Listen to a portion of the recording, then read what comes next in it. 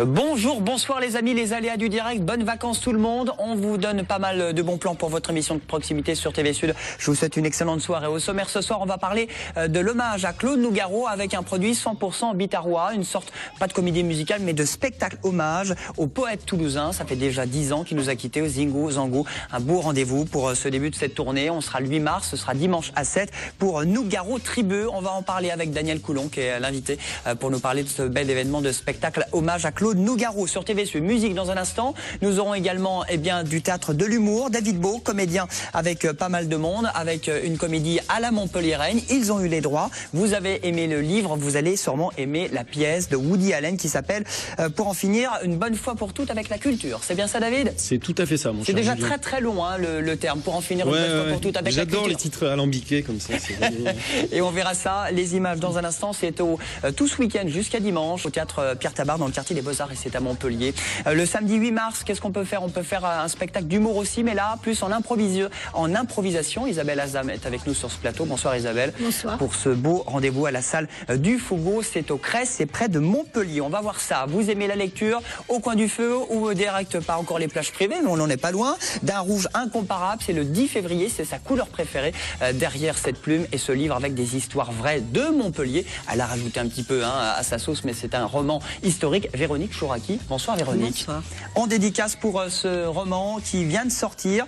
Et la dédicace, c'est donc demain, le 7 mars, quartier Antigone à Montpellier. Maxime qui est avec nous pour la chronique musique. Bonsoir à Maxime. tous.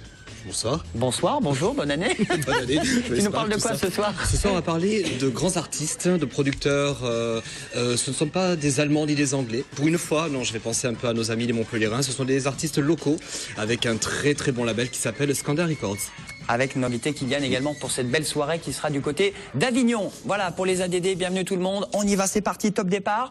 Alors on parlait de Claude Nougaro, de ce spectacle hommage et musical. Ça s'appelle Nougaro Tribu, Daniel. Absolument. Nougaro Tribu, c'est une belle aventure qui, à l'origine, dans les années, il y a 10 ans à peu près, a germé dans l'esprit de Jean-Michel de Courtezon, qui est un fou de Nougaro, qui est tombé dans l'histoire de Nougaro tout petit. Quel créateur finalement? Et c'est le créateur donc de cette Nougaro Tribu, accompagné dans ce projet par José Molero, qui assure la direction musicale. Et ce projet a regroupé depuis 3 ans, en répétition, en résidence à Béziers, 16 musiciens de pointure nationale et internationale. Qui était donc chez vous, parce que vous êtes responsable du foyer des jeunes travailleurs. Alors quel rapport avec le Zingo Zango? C'est que vous avez accueilli depuis plusieurs mois ces 16 musiciens pour être prêts le jour J pour la première à Béziers. Voilà l'histoire. Bon, Jean-Michel est un grand ami, donc je dispose d'un amphithéâtre de 130 places, entièrement équipé. Donc j'ai pris la troupe, la Nougaro Tribu, en résidence depuis 3 ans. Ça fait 3 ans qu'il travaille sur ce projet, qui est un conte musical qui raconte l'histoire de Nougaro, ses textes, ses chansons, qui ont été entièrement réorchestrés par José Molero. Il y a 29 titres, et on part de 1960 à 2004, bien évidemment. Bon, il y a tous les standards. Il y a tous les standards, et puis il y a surtout aussi des textes que les auditeurs vont pouvoir, les spectateurs vont pouvoir découvrir, comme les sanguines. Il y a 4 boules de cuir. Il y a aussi il y a les sanguines, le coq. Donc des textes extraordinaires que les gens vont vraiment découvrir. Isabelle, vous aimez Claude Nougaro? J'adore, oui. Oui, tout à fait. Votre chanson préférée du poète toulousain? Ah ben Cécile. Cécile sera bien évidemment interprétée. Ce que je voudrais dire aussi, c'est que Jean-Michel de Courtezon, c'est pas quelqu'un qui chante Nougaro, qui interprète Nougaro, il n'imite pas Nougaro, il vit Nougaro. Et avec ses tripes, il nous emmène, il vous emporte. Et puis quant à l'ensemble des 16 musiciens, c'est vraiment quelque chose qui n'a jamais été fait. Christian Laborde, qui est quand même l'écrivain reconnu pour narrer le parcours et la vie de Claude, est venu témoigner d'ailleurs de l'attachement à son projet, est venu témoigner aussi de la part d'Hélène, l'épouse de Claude, de tout ce qu'elle souhaitait comme succès pour ce grand spectacle, qui est une création nationale. Création nationale, 2 dates, ce sera à Béziers samedi et le lendemain à 7 au Théâtre Molière, teaser, musique, écoutez, hommage. Qu'il est loin mon pays, qu'il est loin. Parfois au fond de moi se ranime l'eau verte du canal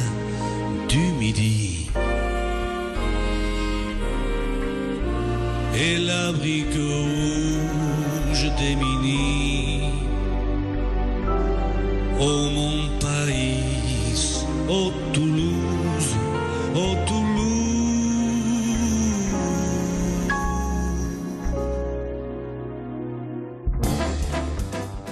Alors le choix des morceaux, la richesse des arrangements, la qualité des musiciens, vous avez fait attention à tout ça pour que ce ne soit pas facilement du copier-coller. C'est surtout pas du copier-coller, c'est vraiment du retravailler, c'est de la musicalité parfaite. José Molero a travaillé à partir des partitions originelles de Claude Nougaro pour tout réorchestrer parce qu'on n'invente pas, on peut pas transposer ce qui était conçu pour 3 ou 4 musiciens et l'interpréter avec 16 musiciens. Et voilà, donc c'est vraiment un travail de musicalité extraordinaire. En plus raconté, hein, parce que dessus, et c'est un il y a des conte textes. musical, ouais, que Jean-Michel Courtesan va nous promener sur le parcours musical de Claude Nougaro, avec toute sa sensibilité, toute sa richesse, toute sa culture et toute sa sincérité. 16 musiciens sont tous de Béziers ou parce Non, que non. c'est une histoire qui est née à Béziers finalement? Alors, c'est une ce histoire qui est projet. née à Béziers, bien évidemment, qui a regroupé des musiciens qui sont sur Béziers, des professionnels, et puis des professionnels des 4 coins du globe.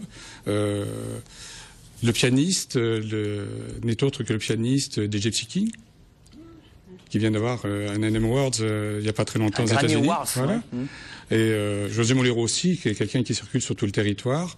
Et ce spectacle aussi, donc, je pense, va bientôt être interprété également en Belgique, puisque les signatures ont été confirmées. Donc il y a des gens connus et reconnus, et puis il y a aussi Tout à fait.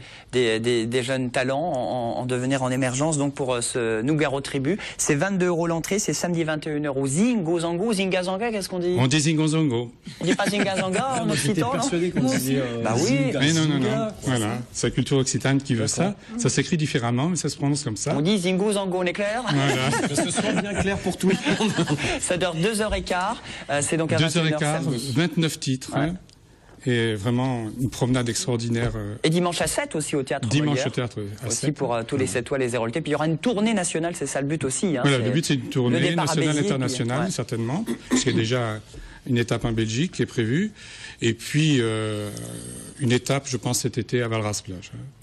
Merci beaucoup, Daniel, Avec d'être plaisir. venu sur ce Et plateau. bonne soirée à tous. Eh ben, bonne soirée musicale, bonne soirée autour d'un bon pavé. Il y a combien de pages, Véronique Chouraki? Je sais pas, 400 et quelques. Vous avez mis combien de temps pour écrire ce roman historique? J'ai mis au moins 2 ans. Au moins 2 ans, d'un rouge incomparable, c'est votre couleur préférée. En rouge en plus, très bien, vous avez bien fait les choses. forcément. Ah bah, Bravo, je vais oui. me mettre en rouge pour Ah bien bah, vendre quand mon même. bouquin. Minimum.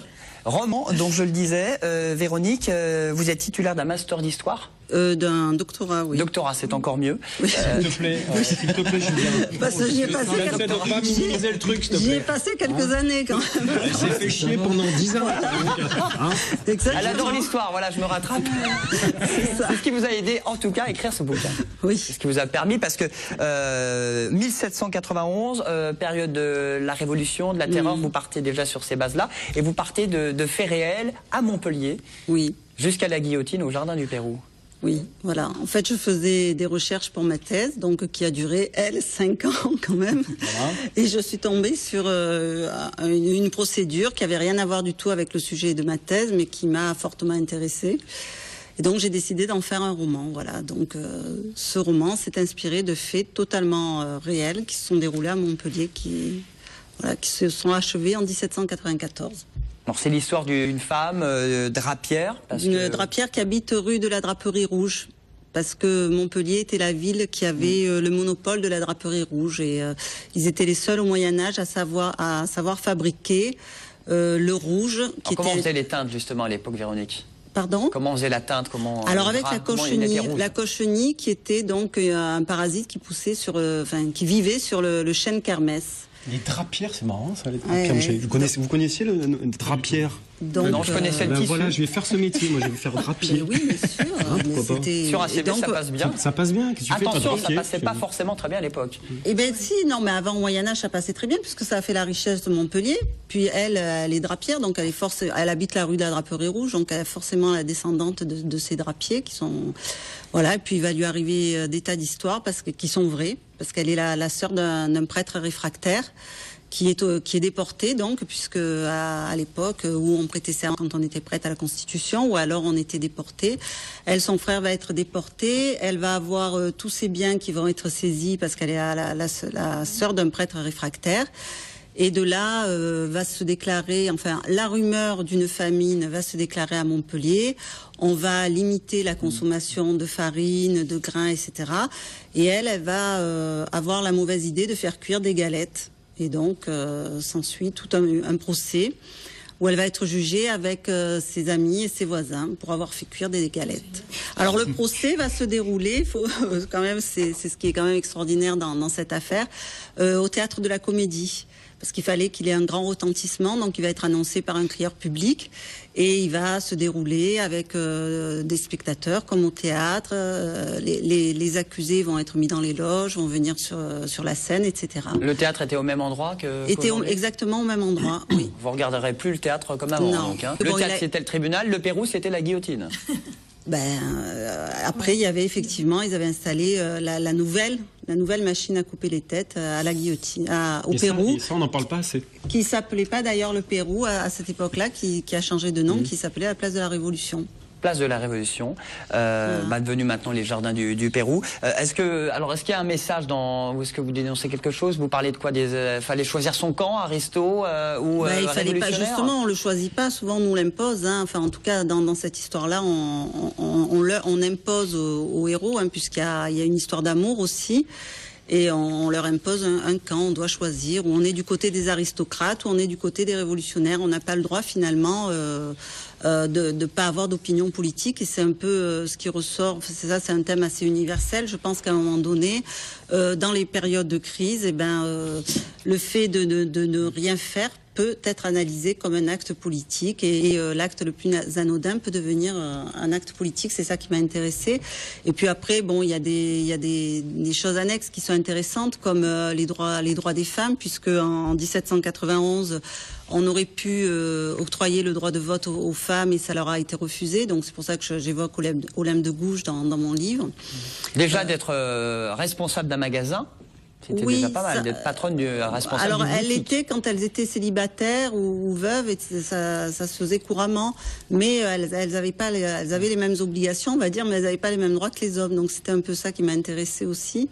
Et puis il y a tout le côté laïcisation de la société, où le port des signes religieux sont interdits, etc. Donc j'ai trouvé l'histoire en elle-même très moderne, très romanesque, parce qu'il y a le rouge, c'est pas que la couleur de la draperie, on l'a bien compris, il y a toute une histoire autour du rouge, et voilà.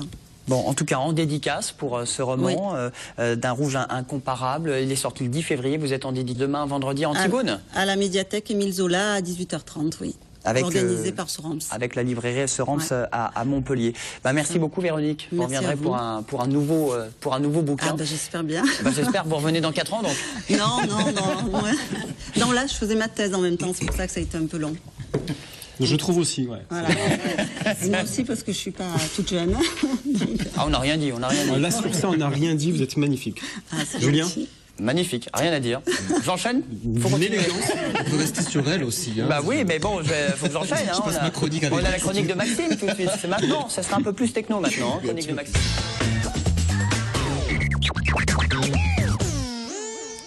Avec une belle soirée, une soirée du côté d'Avignon, et un mot clé pour ta chronique, c'est Skander. Voilà, Skander Record. Alors Skander Record, pour une fois, je ne vais pas parler d'allemand, d'anglais, des pays du Nord, tout ça. Je vais faire honneur aux gens de chez nous, les Montpelliérains. Enfin, parce que j'ai eu une petite réflexion récemment, donc je vais quand même m'en occuper. Il lit bien les mails. Peux-tu faire de l'héroletais? Parce qu'il y a eu j'ai eu beaucoup de demandes, et j'ai porté mon attention sur un très très bon label qui s'appelle Skander Record, qui est un label détenu par des Montpelliérains, des gros artistes, des gros producteurs qui s'appellent Cosmic Boys. Et j'ai fait venir à l'émission un ami qui m'est cher d'une part, et qui est aussi l'assistant label manager de Skander Record, qui pourra un peu mieux vous en parler que moi. Donc, c'est Kylian Bartok sur ce plateau. Kylian Bartok, alors, oui. À Montpellier, on dit Scandé. À l'international, on dit Scander. C'est comme Zigou Zango, Zinga Zanga. Scander de parler d'une certaine manière, d'une façon rythmique en fait. Et à l'international, on dit Scander. Voilà, bon, on dira Scandé alors. Voilà, on la joue à l'Héroltaise. C'est Scandé Record. Scandé Record, bon, très bien.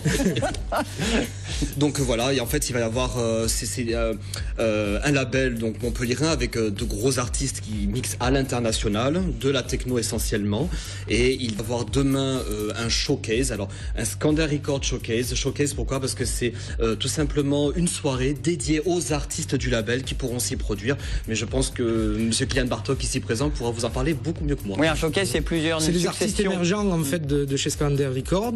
Demain nous aurons Tromer, qui est un artiste quand même assez reconnu maintenant dans le milieu de la musique électronique. Il y aura les Cosmic Boys qui actuellement sont en train de se faire bien connaître sur Montpellier et le sud de la France. Il y aura Connie d'Avignon, il y aura Bastien Bucci aussi d'Avignon, et il y aura Sync et Odéon aussi d'Avignon. Voilà. Alors tous d'Avignon, c'est normal parce que ça se passe à Avignon, voilà. Pas très loin, pas tous d'Avignon en fait. Montpellier, Avignon, les deux. Tromer est originaire d'Avignon et en fait il n'a jamais joué à Avignon vu qu'il vit sur Paris, et c'est la première fois en fait qu'il vient jouer à la station, qui est en fait le club où il a commencé à écouter de la musique électronique il y a quelques années. Donc là c'est le retour aux sources et c'est plutôt sympa comme petite histoire en fait. Donc la soirée se passe demain en Avignon, donc le 7 à la station à Château-Renard, voilà, de minuit à 6h du matin. Voilà. Et avec tous les artistes que tu as cités, c'est une bonne soirée. Je tiens à préciser que c'est une soirée pointue, de la musique pointue. Avec des artistes pointu. Qu'est-ce que tu veux dire par là, pointu? C'est quoi une soirée pointue là? Arrêtez avec vos vocabulaires, on comprend rien. C'est de la musique considérée comme de musique underground, pas du tout comme musique commerciale que vous pouvez entendre sur les médias grand public. C'est la musique pointue. Voilà, c'est une soirée pointue. Voilà. Pas carré, pas biseauté. On viendra habillé en rouge, avec des flèches. Avec le bouquin à la main. En fait, les différents showcases que nous proposons, c'est pour faire la promotion des artistes, mais aussi de la musique que nous pouvons produire chez Scander. Là, actuellement, nous avons j'allais dire un track, mais enfin un morceau qui est sorti il y a quelques jours, le 28 février, avec l'artiste Seb, qui est DJ, qui est l'ancien résident du Bar Live. Je rappelle qu'un des plus gros afters underground pratiquement d'Europe. Les remixes sur cette IP sont de Citizen Kane, qui est aussi un DJ de Montpellier, et les Cosmic Boys. Voilà. Et les Cosmic Boys qu'on écoute, qui seront donc à Château-Renard, ce sera ce vendredi à Avignon. On en écoute un extrait.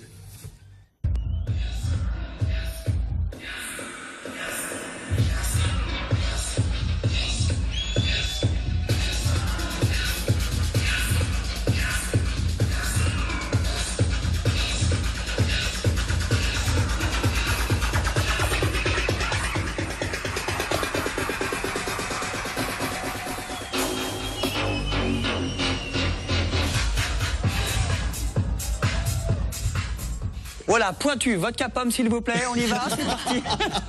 Ça coûte combien cet acte, on rappelle? Alors de minuit à 6h, je ne sais pas du tout le PAF, je peux pas vous dire. Entre 10 et 15 euros. Voilà, c'est normalement entre 10 et 15 euros. À la station à Château-Renard, c'est même dans le 13, je crois, si je dis pas de bêtises, à la frontière d'Avignon. Merci beaucoup les amis, on a tout dit. Les prochaines sorties de chez Scander, les Cosmic Boys, les Alberto Ruiz et Tromer, et aussi juste parler 30 secondes de la subdivision de Scander Record, qui est en fait Scander Music, qui vient de naître il y a quelques mois, et qui là proposera des productions Tech House et Deep House. Voilà pour cette belle soirée en perspective. Musique pointue. Et bon plan pointu avec David Beau. Le David, il est là. Si vous aimez le livre, vous allez peut-être aimer la pièce Théâtre Pierre Tabar. Ça a déjà commencé, c'est jusqu'à dimanche. Quartier des Beaux-Arts sur la pièce de Woody Allen, pour en finir une bonne fois pour toutes avec la culture. Oui. Vous êtes produit à Lunel-Viel au festival récemment, là, au festival, je sais plus comment le printemps. Le printemps du rire, je crois. Printemps du rire, quelque chose comme ça. Et là, donc là, on remet le couvert au Théâtre Tabar, au quartier des Beaux-Arts. Mise en scène par un Montpellierin. Oui, Olivier Labiche, qui a fait de très très belles mises en scène, notre Ubu-Roi, et un spectacle pour enfants, Peter Pan, mais dans une mise en scène complètement déjantée. Et là, c'est pareil, c'est une mise en scène, il n'y a que des surprises. Je peux pas les dévoiler forcément. Mais en tout cas, de juste vous dire que c'est, comme tu le disais, c'est à la base un bouquin. Vous avez acheté les droits. On a acheté les droits aux Américains. Vous avez demandé à Woody, is it possible to buy the Is it droits? possible, my friend, to buy this fucking book? C'était super compliqué parce qu'on a dû faire. C'est pointu comme travail. Voilà, c'était super pointu. On a dû appeler l'agent français de Woody Allen, puis l'agent américain. Puis, finalement, ça y est, on a les droits pour la France et les pays francophones. D'ailleurs, on va bientôt jouer en Suisse, à Genève, donc c'est cool. Combien ça coûte? Ça met un bon petit paquet. Combien ça coûte? Ça coûte, j'ai noté parce que je me rappelle plus.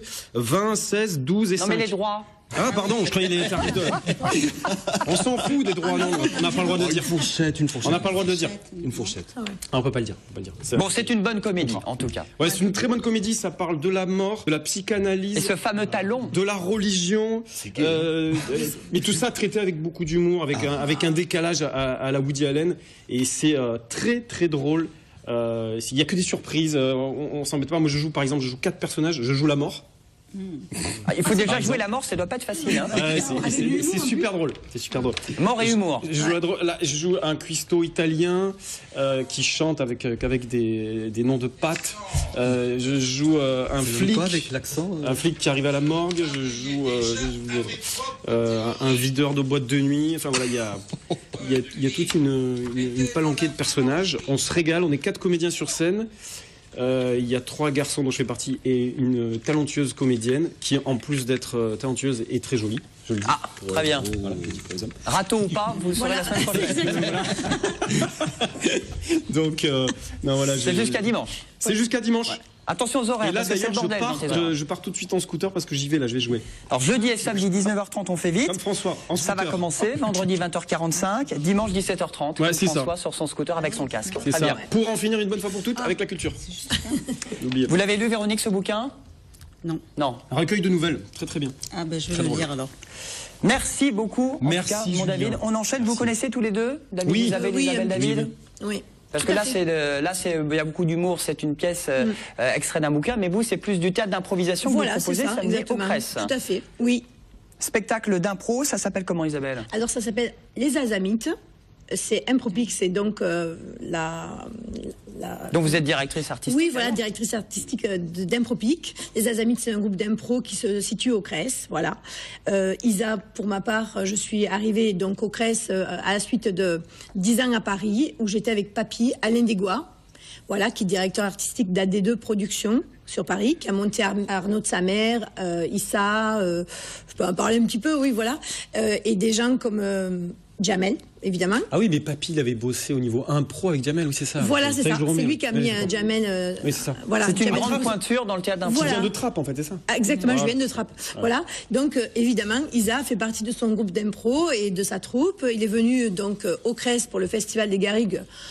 Passer un moment avec nous. Il n'y a pas très longtemps. Non, il n'y a pas très longtemps. Et on voulait venir. Bon, on n'a pas eu voilà, la joie de venir te voir ce jour-là. Mais ce sera la prochaine fois. Au mois de mai, il revient peut-être. Oui, il vient au mois de mai et on viendra ensemble. Voilà. Mon papy qui est le président d'honneur de l'association Impropique. Tout à fait. Et qui va nous dire un petit mot pour TV Sud.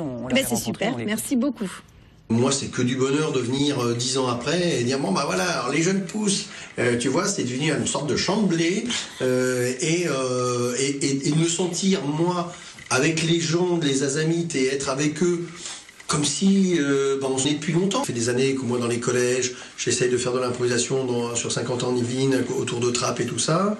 Et il y a 3 ans de ça, il y a Jamel qui vient me voir et qui me dit papy, écoute, j'ai eu la chance de faire de l'impro. Moi, ça a été ma planche de salut et ça m'a permis d'aller plus loin. Il faut absolument, il dit, mais c'est pas possible, il faut qu'il y ait de l'impro dans tous les collèges de France et de Navarre. Il dit, c'est pas possible qu'on passe à côté de cet outil-là, il faut qu'on se batte pour développer un championnat national. Il s'appelle Alain Degoin, en fait. Oui, tout à fait. Alain Degoin, c'est Papy, P-A-P-Y. Il est pas si vieux que ça Parce que ça fait penser à Papy Mouzeau. Voilà, c'est parti de là. On l'a chambré avec ça et c'est parti comme ça. Et il a gardé ce titre. Il est très humble. C'est quelqu'un de qui est un fond dans l'impro, qui veut la partager au niveau de Trappes et de la région. Et maintenant, il veut l'installer sur Montpellier. Mais bon, l'impro, évidemment, David, on se connaît. On est plein d'équipes d'impro sur Montpellier et sur les alentours. Et je je confirme que c'est vraiment un bonheur de travailler avec des gens comme des gens connus ou inconnus qui sont là pour partager ce qu'est l'impro. Voilà. Bon, l'impro, il y en aura, de la magie aussi, donc voilà, samedi, salle du Fougeot. Voilà, salle du Fougeot au Crès, samedi. Voilà, c'est un petit peu particulier, ce sera impro magie et ça va être sympa. Entrée libre et buvette. Eh oui, pourquoi pas, ça sera sympa. Bon, bah, c'est très bien pour cette belle soirée. T'as vu les couleurs là, hein, c'est magnifique.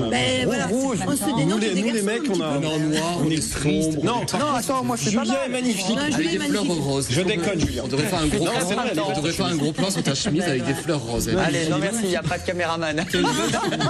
Bon, bah, c'est très bien. On a terminé les amis déjà pour les aléas du direct. Merci beaucoup Daniel pour ce poète toulousain que vous allez nous faire revivre tout ça. C'est donc, on le rappelle, à Béziers et à Sète. Kylian, eh bien rendez-vous ce week-end pour faire la teuf à Château-Renard, pas loin d'Avignon. Isabelle, à ce week-end au Crès. David, Woody Allen. Bon, on ne nous aura pas donné le chèque, mais en tout cas, on sait que c'est une belle soirée. Véronique, bon bouquin. Merci pour cette thèse. Désolé, entre le master et le doctorat, je me suis planté. Et puis Maxime, à très bientôt pour une chronique. Demain, nous aurons une pointure. Et nous aurons une pointure demain. Nous aurons Emmanuel Jobs sur TV Sud pour son spectacle et son concert gospel à Assas, près de Montpellier. Bon week-end, bonnes vacances. À demain, 10h. We want the party up. We want the party up. We want the party up.